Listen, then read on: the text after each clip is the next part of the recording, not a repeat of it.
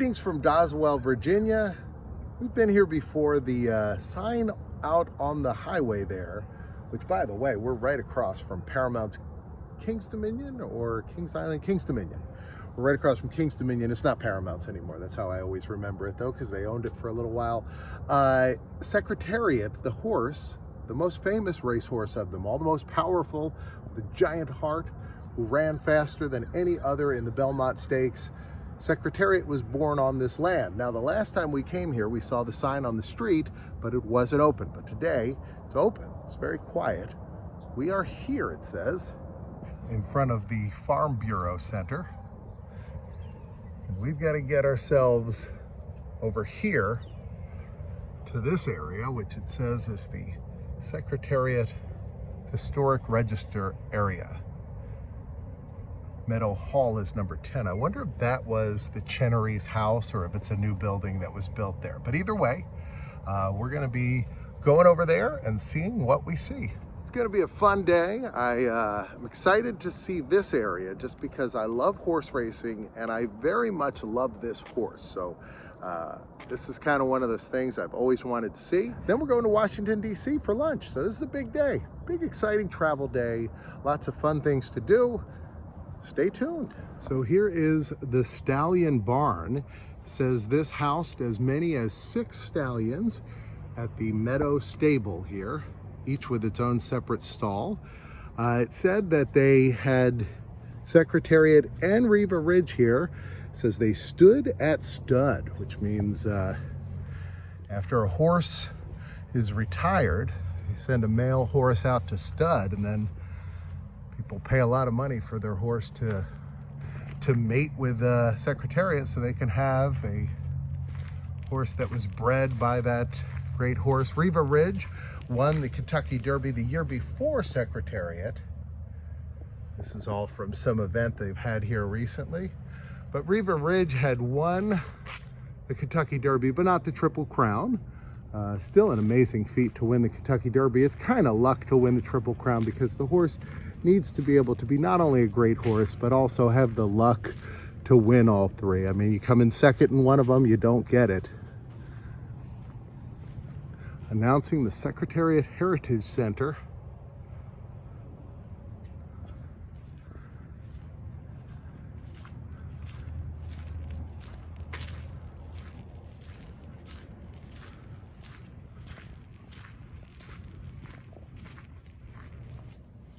And we have made it to the actual stall where Secretariat and Riva Ridge stayed as yearlings.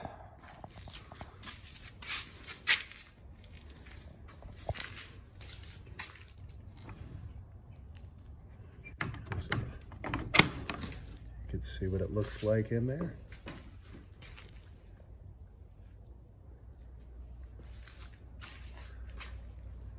Looks like any other stall. Its significance, of course, being who was here. So Secretariat right in this barn.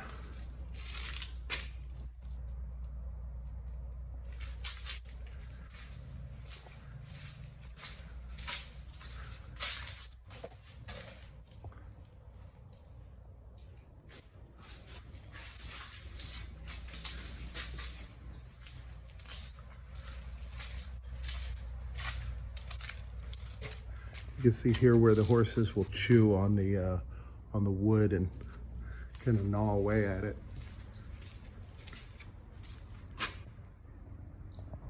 Here's the sign about it. It shows both of them here together.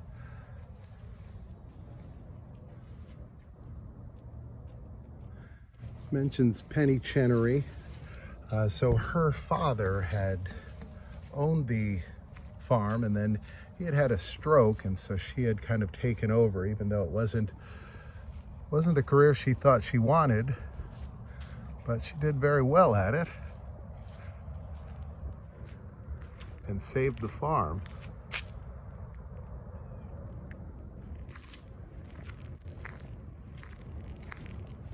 Over here it says the Cove Broodmare Pasture. Mentions her father, Christopher Chenery, faced one of his most daunting challenges in restoring the thousands of rundown acres in 1936, the Cove.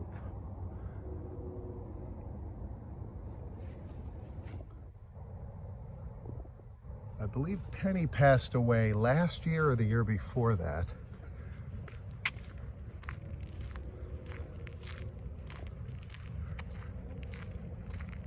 There's a beautiful house here, which I don't know. I'm going to go up to it and see if there's any kind of plaque. It looks like it might be the right age, but it also looks like it could be a little newer, which may be the case. Maybe that was not the house that stood here in the 70s, but perhaps a house that was built a decade or so afterwards, replacing the original one. We'll go up and see if we can find out. There's a bunch more barns again. You see where the horses would chew on them. My uncle had thoroughbred horses, and so they would always sit there and chew on the wood, which I don't think is good for them, but you can't really tell a horse what to do.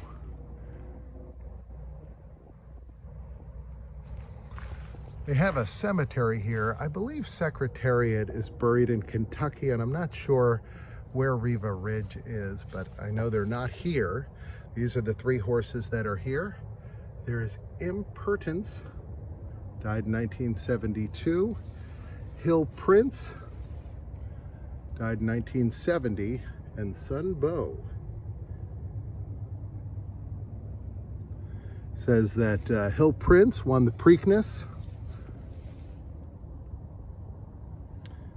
And this was the grandmother. Impertence was the grandmother of Secretariat.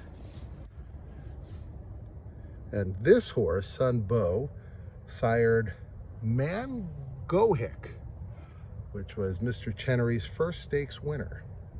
And they have an audio tour. Let's cue that up. So here's Secretariat's grandmother. There's Hill Prince, who won the Preakness. And then Sun Bow, who sired Mr. Chenery's first stakes winner. And then this little one is for a pony. Now, pony is not a baby horse, it's a foal. That's what a baby horse is. A pony is a special breed of horses that are small. And this one lived for 36 years, which is very impressive. If you look at the ages on these other horses, much, much less. I tried to do this audio tour. It's just spinning there, so I don't know if we'll get to hear it. There's a statue here placed by the historic Angus Bull Group.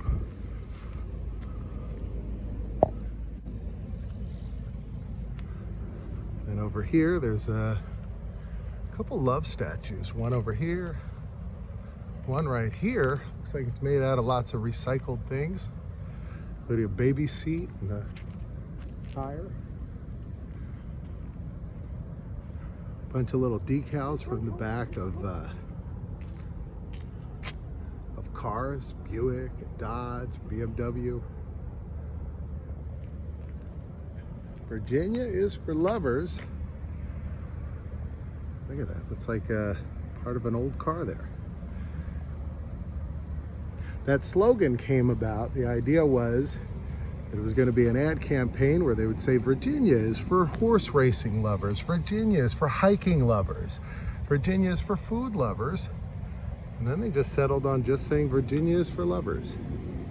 I was told by some other people that are here as guests that Secretariat was actually born across the street, and that place doesn't open until 10. So we've got a few more minutes until 10. I'll go over there and see if we can get in and see where he was born. So this would have been where he was when he was a yearling. So that means 1 year old. Horses all have the same birth date, which I think is January 1st. So it doesn't matter what time of year your horse is born, they all get the same birth date. And that's important because there's a cutoff. They have to be all the same age for the Kentucky Derby. This is dedicated to the memory of a trooper who unfortunately passed away right near here by the theme park.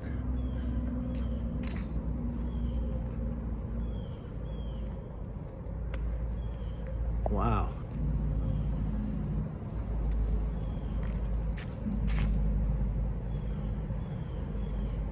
I'm gonna guess this is the original house. It says Meadow Farm right up there on the front. That is beautiful.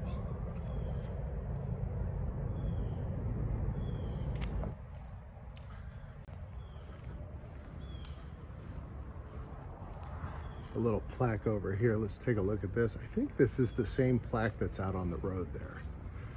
Yeah, it's a miniature version of the one that's on the highway here. It says that this is the birthplace of Secretariat. There's the racing colors.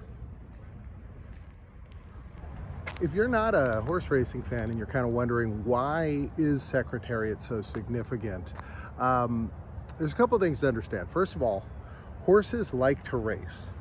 It's a natural instinct, and then they like to run and they love to race against other horses. Now, Secretariat was racing against a horse named Sham in the Triple Crown, and Sham was probably the second best horse that ever lived at that time. So Sham would run so fast that Secretariat had to run faster to catch up, and Secretariat seemingly loved racing against Sham.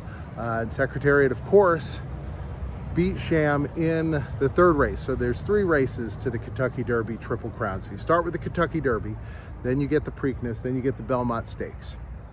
And the Belmont Stakes is the longest of them all. And in that race, Sham took a big lead, and then Secretariat caught up and just absolutely passed them, to the point that as a race fan, when you watch it, you just expect that horse to slow down and finish last at some point, because that's usually what happens when a horse gets that big of a head of steam. But this horse just kept going, and the announcer said, "Secretariat is moving like a tremendous machine," as the horse just raced further and further ahead.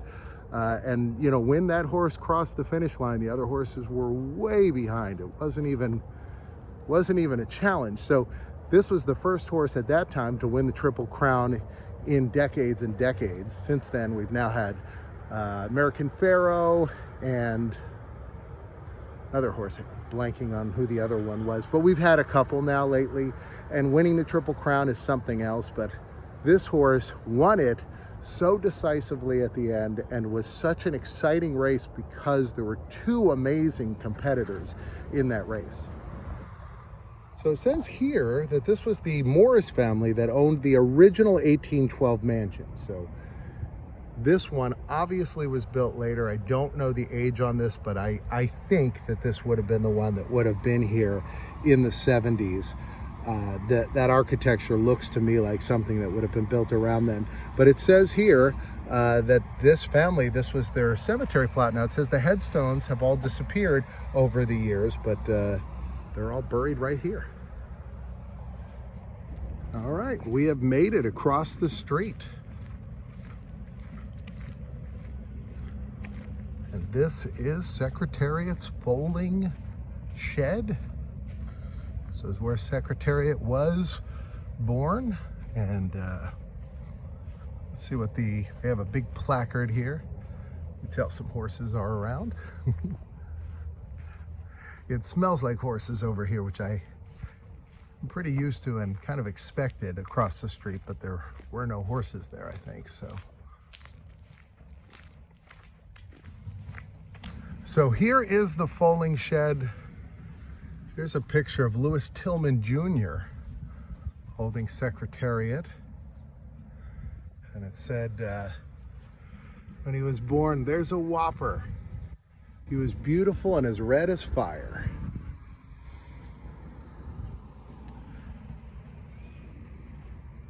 So it says it was moved after the old broodmare barn fell down. So it was located on the south side, which would have been across the street. So this little building is the foaling shed. We were looking at the other shed, which also has a connection to Secretariat. So we will go take a look at that.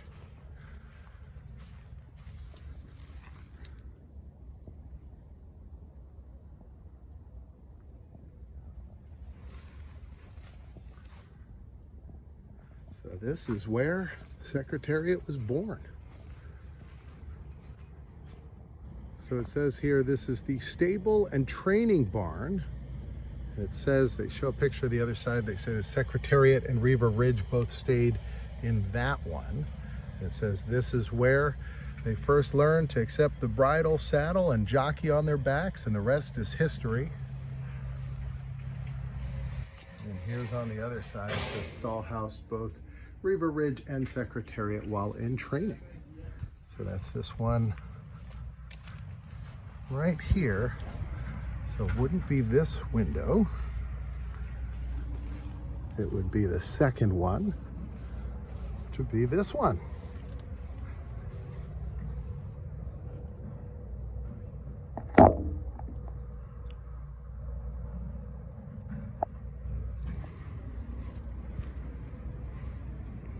Right here.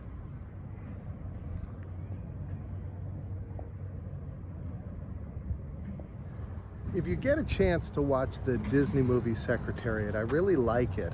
I love the way they cover it. They don't mention Riva Ridge at all, and they kind of tighten up the timeline a bit, but there's a wonderful scene where they're waiting for Secretariat to be born.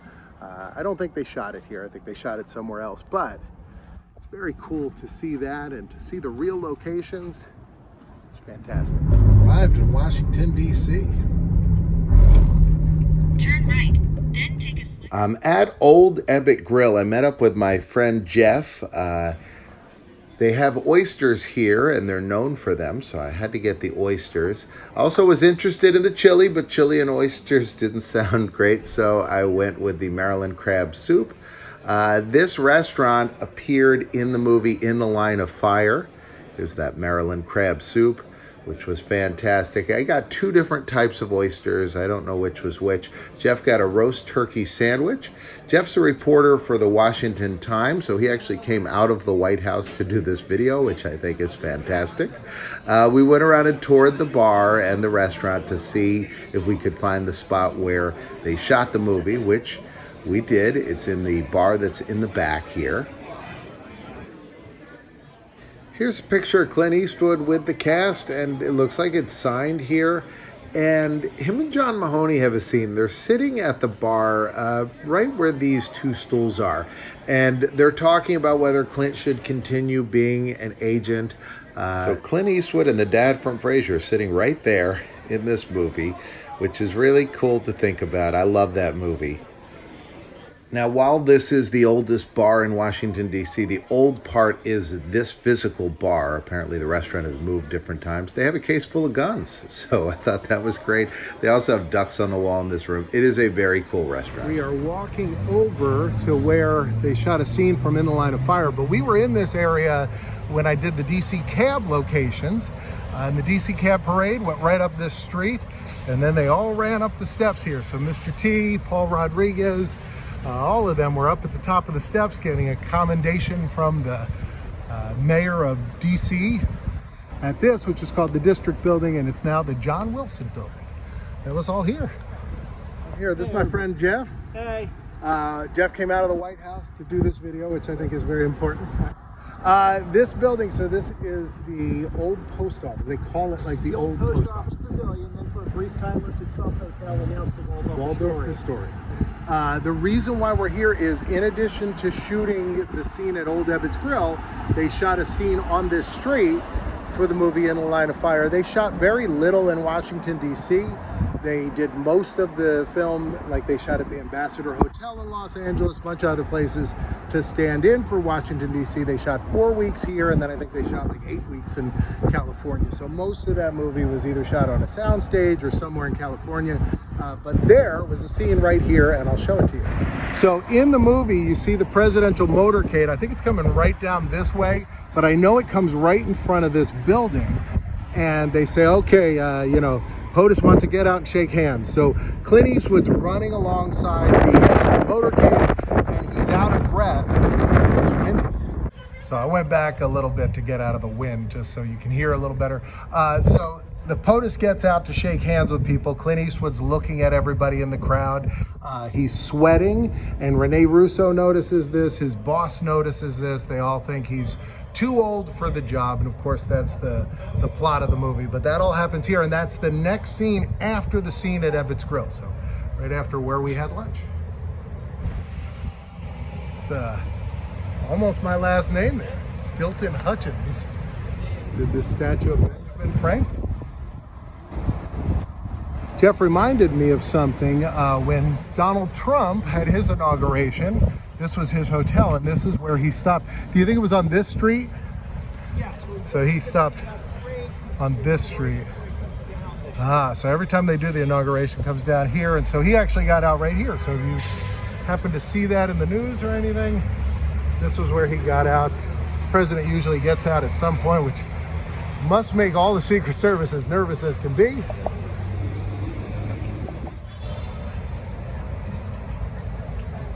That makes sense too. Yeah.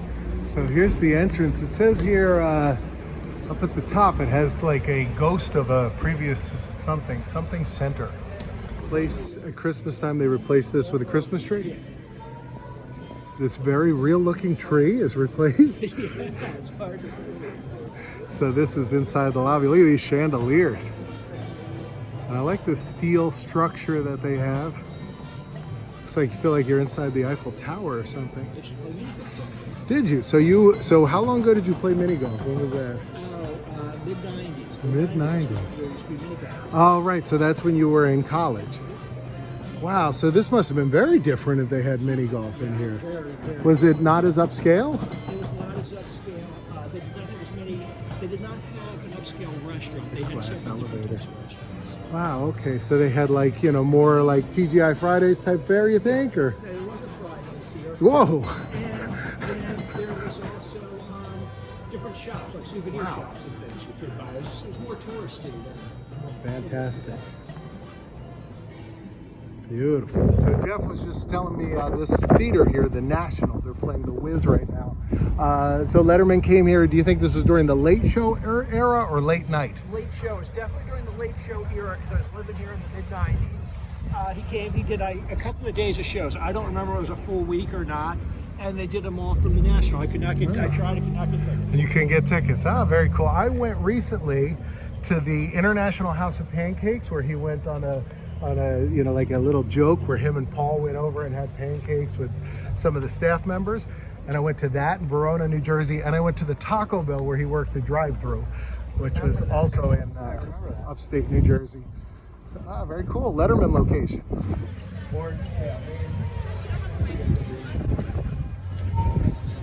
Yeah.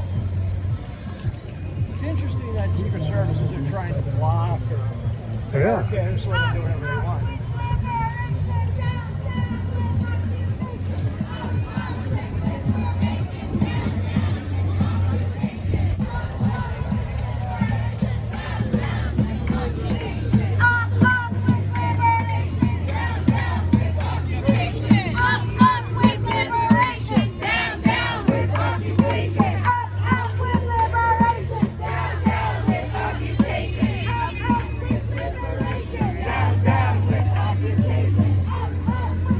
And here's the White House.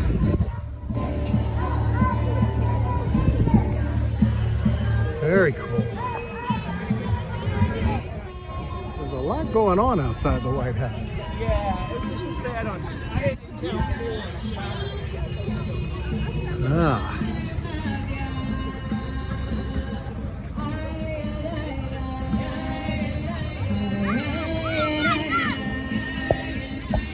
Now this was, I believe, not the side of the White House that DC Cab was filmed on. It was filmed on the south side, but this side is the side that Rocky and Bullwinkle, where Bullwinkle crashed the plane, was right there.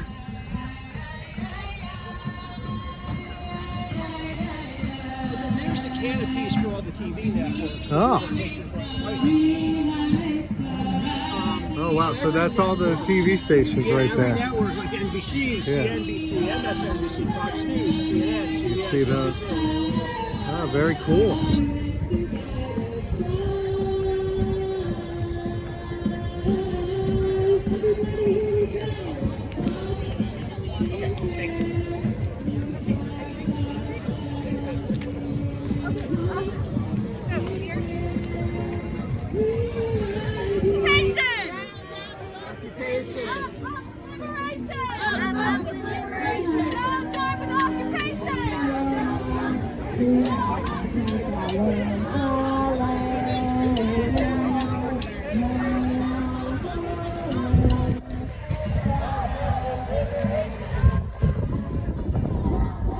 Well, this is it. So this is the end of, Jeff's got to get back to work. He's going to go back in the White House. DC cab, by the way, what was it? Irene Cara was picked up in the cab right out in front of this building. It's called the Hamilton, but it was called Garfinkel's department store back then. Right, and you can still see Garfinkel's Yes. on the wall in some spots too. If you go back and watch the video we did, which was, what was that, April? April, yep. April. So go back, you can find that as DC Cab, Mr. T movie filming locations. And that's it. We're going to have to hang out again, though, next year. I think in April, I'll come through, find something else to do. So, I was looking forward to it. right now, a box going to pop up over his head and one over here. You can choose either one. I'm in both. I'll put DC Cab right here. So that way, if they want to see that one, they can choose that. And there's something else over here. And I'll see you tomorrow, 2 o'clock.